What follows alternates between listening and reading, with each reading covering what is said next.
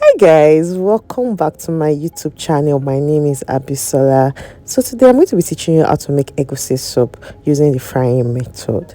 So the first thing we're going to do, we're going to boil our protein, which consists of goat meat, shaki and ponmo. You can use any protein of your choice. You can use chicken, you can use beef, you can use cow meat, anything, any protein of your choice. So I've added seasoning and I'm going to add salt. So we're going to cook this first before we go ahead to do other things. Then now I'm going to add onions because we need our meat to be very well seasoned, and you know when you season your meat very well, it's going to taste very nice. So I'm just going to add a little water to boil.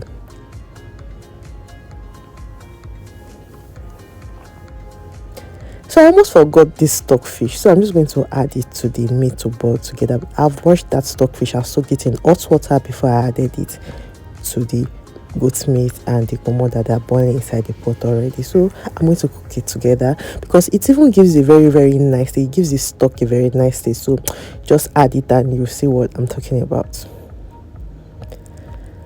So I have grounded egusi already. So what I'm going to do is add a mixture of pepper that I've blended already. So I blended this pepper before.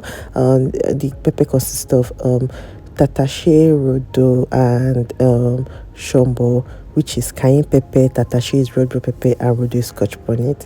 And what I'm going to do is I'm just going to mix everything together. And yes, and I also blended onions with it. So as you can see, as I'm mixing it, I'm going to mix everything, make sure that the pepper and the egusi are smoothly mixed together. Then I'm going to go ahead to put my palm oil in the pot I'm going to be using to cook this egusi soup. Then I will scoop the egusi mixed with pepper inside the oil once it's hot, as you can see. So at this time, I'm just going to stir the egusi in the palm oil. You can stir as much as you don't want the lumps to show, and if you want it to have you want the egusi to be very lumpy, you can do without stirring, so it can just give that lump. So I'm going to add my meat stock now, as you can see, and then let this cook. Then I'm going to go ahead to add locust beans, the goat's meat, shaki and ponmo and stockfish that we boiled earlier, smoked catfish that I've washed with hot water, and smoked hake, which is called bala, I've washed with hot water too. Please drop a comment for me in the comment section if you like this video. So I'm going to go ahead to add ugu. I'm going to then go ahead to add bitter leaf. It's optional. If you don't use bitter leaf for your egusi, you can do without it. It is not compulsory. So what I'm going to just do is, the bitter leaf is washed already, so I'm just going to sprinkle it some inside the egusi because I like bitter leaf in my egusi.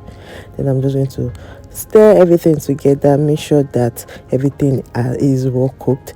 Then I'm just going to check for salt and seasoning, because your stock might have a lot of salt and seasoning already, so you don't want to have salty soup. So check before you then add a little. Then I'm just going to stir and let this cook for 4 to 5 minutes, and our egusi will be ready. So what are you going to be eating this egusi? Is it pounded yam? Is it fufu? Is it amala? Let me know in the comment section, and I hope this video was very helpful. Thanks for watching, guys. Bye.